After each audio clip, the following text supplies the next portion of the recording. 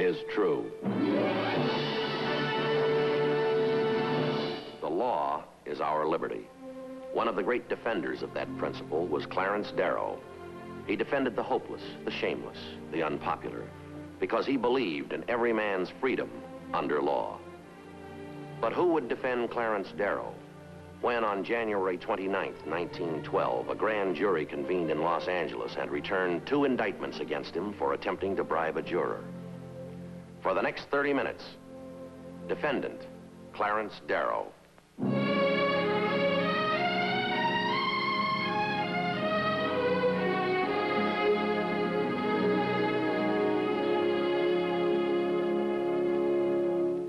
California's San Joaquin Valley.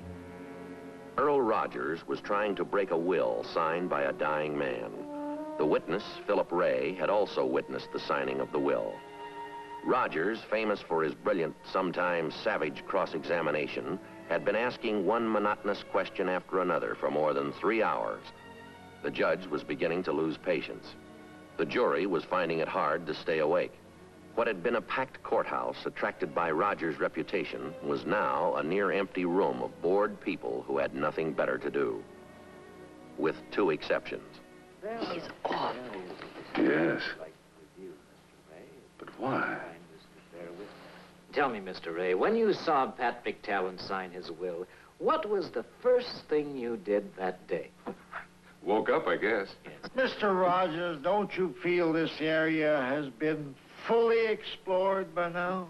Your Honor, the testimony of this witness represents the entire case against my clients. I feel it is imperative that we test the accuracy of his memory on that particular day. All right, you may proceed. You understand, sir? Of course. Thank you. Several times now you have referred to your lifelong friendship with Patrick Talent. Was there any change in your relationship before he died? No, none whatsoever. And when you signed his will as the witness to his signature, what then did you do, Mr. Ray? I left. Did you bid Patrick Talent goodbye before you took your departure? No, I left after I witnessed his signature.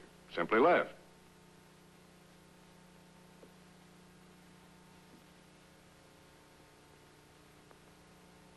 What? You mean to tell this court and jury that you, the lifelong friend of Patrick Talent, knowing that he was dying, did not bid him a last goodbye? I don't think I did. You don't think? A lifelong friend on his deathbed, and you don't think you bade him farewell? Now, did you bid him goodbye, or did you not bid him goodbye? No. I believe you, Mr. Ray, you did not. And there was only one reason why you would not say goodbye to a dying friend of a lifetime. You knew he did not know you. You knew he was as mentally incapacitated then as he was when you witnessed his signature on the will. Now, is that not so? That's right.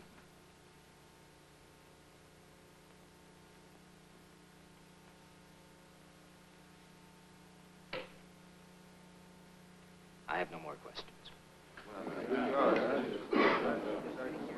What happened?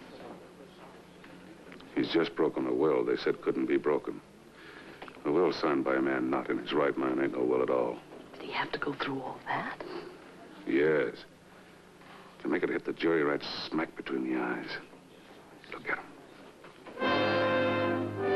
Rogers' closing speech was just a formality.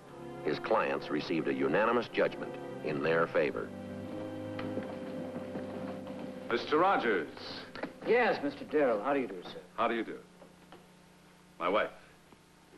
Mrs. Darrow, this is my associate, Jerry Gerstle. Mrs. Darrow, pleasure to meet you, Mr. Gerstle, how do you do? You don't seem surprised to see me. No, not exactly. I spoke to some friends in Los Angeles this morning, and they said that you'd taken the train to Hanford. Oh, did they tell you why? They thought you might be in the market for a lawyer to defend you on your bribery charges. And what did they recommend? That I run as fast as possible in the opposite direction. I see. You're insulting, sir. That was their opinion, Mrs. Darrow, not mine. Do you really need a lawyer, Mr. Darrow? Or do you merely want to use me as a front because I'm well known in Los Angeles and you happen to be extremely unpopular there at the moment? I sure didn't overlook that side of it, Mr. Rogers. Will you take the case?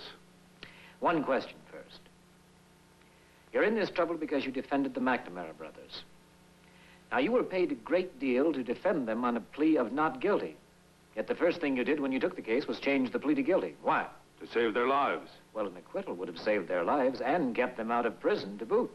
The witnesses against them were decent, honest men. If the McNamaras were innocent, then those witnesses had to be lying. I told the McNamaras that if those witnesses were lying, I could tear them apart in court, and would. But if they were telling the truth, I could only make them look like fools, even villains, but not liars. The McNamaras thought it over and changed their plea to guilty.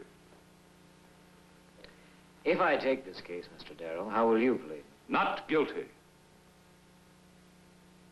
Well, then if Mrs. Darrow doesn't object, I think we'd better start looking for the liars.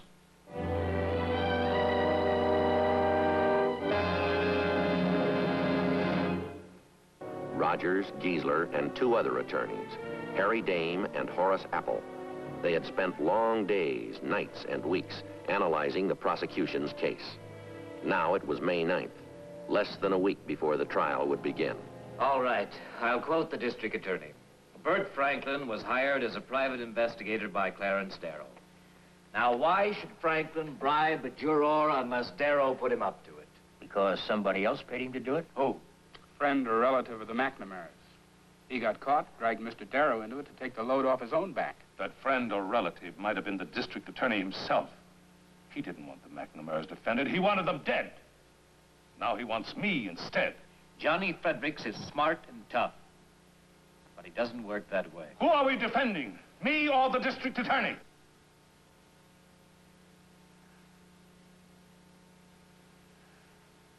Why don't we, pick it up in the morning, gentlemen? See you tomorrow. Good night. Good night, Mr. Darrow. Night. Good night, Mr. Darrow.